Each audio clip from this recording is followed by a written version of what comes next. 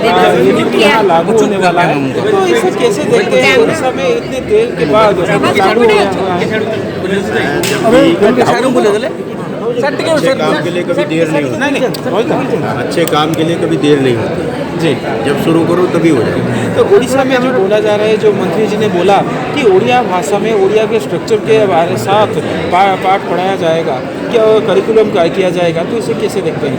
ये तो एनईपी ने कहा है ना, मंत्री जी ने जो कहा है वो एनईपी तो कहती है कि आप स्थानीयता को महत्व देंगे, मल्टीलिंगुअलिज्म की बात करते हैं, बहुभाषा की बात करते हैं। हमारा देश इतना बड़ा है, सारी भाषाएं अगर ज्ञान देती हैं तो स्थानीयता तो तभी आएगी। तो एनईपी ने तो कहा है कल्चरली रूटेड सिटीजन्स कैसे बनेंगे, स्थानीय परंपरा ज्ञान अगर वो नहीं भाषा उसकी होगी तो ये संभव नहीं। तो इसलिए तो एनईपी का ही मैंडेट है। मंत्री जी जो कह रहे हैं एनईपी लागू करने की बात कह रहे हैं, और एनईपी में यही कहा गया है जहाँ तक संभव हो स्थानीय भाषा, मातृभाषा, क्षेत्रीय भाषा, ये सब भाषाओं में हमें शिक्षा का माध्यम बनाना ही बनाना है।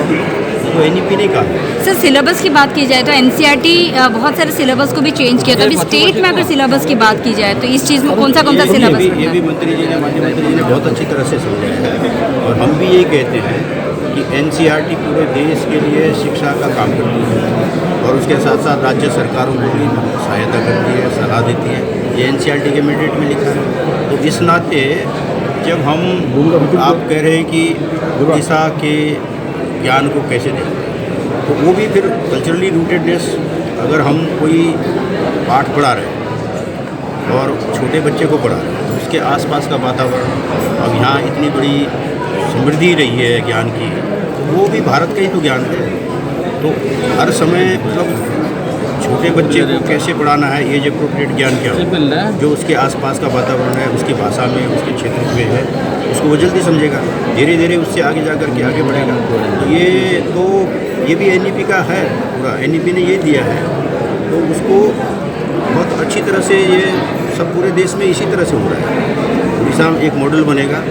उड़ीसा जैसे एनसीईआरटी के साथ मिलकर के हम काम कर रहे हैं, इसी आधार पर पूरे देश में काम करने की ज़रूरत है, और उड़ीसा में ये व्यवस्था एक बहुत अच्छी तरह से आगे आ रही है। तो पूरे देश के लिए एक मॉडल के रूप में भी ये बनेगा। निपुण भारत आम निपुण ओडिशा आम लागू करा जमीक पिला माने जमी एक तृतीय श्रेणी से माने जो अच्छी फाउंडेशनल लिटरेसी एंड न्यूमेरेसी, ये जो मौलिक साक्षरता और संख्या ज्ञान, ये विषय पिला माने आवरण पढ़ी पारे तापाई फिल्म व्यवस्था है लागू होमको सहयोग ता सहित भी आम एनईपी जमीक डिजिटल एजुकेशन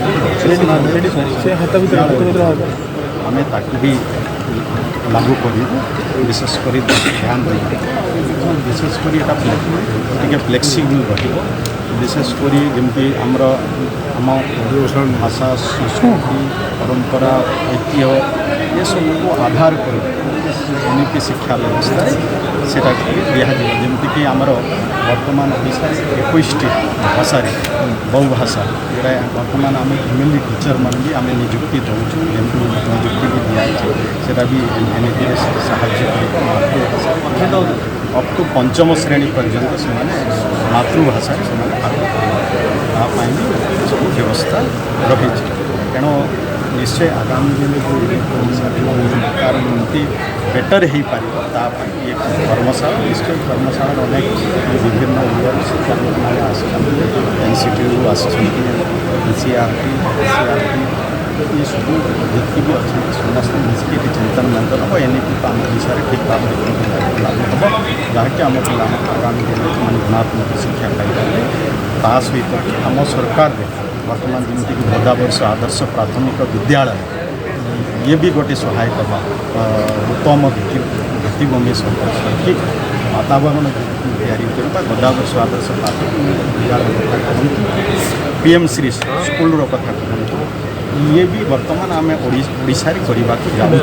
तेणु ये सब जदि देखा विशेष कर शिक्षक नियुक्ति कथा भी ये सबुरे आम हुए तो एनईपीटा चैलेंज हो पारे कि आम निश्चय चैलेंज स्वीकार आम शिक्षा व्यवस्था परिवर्तन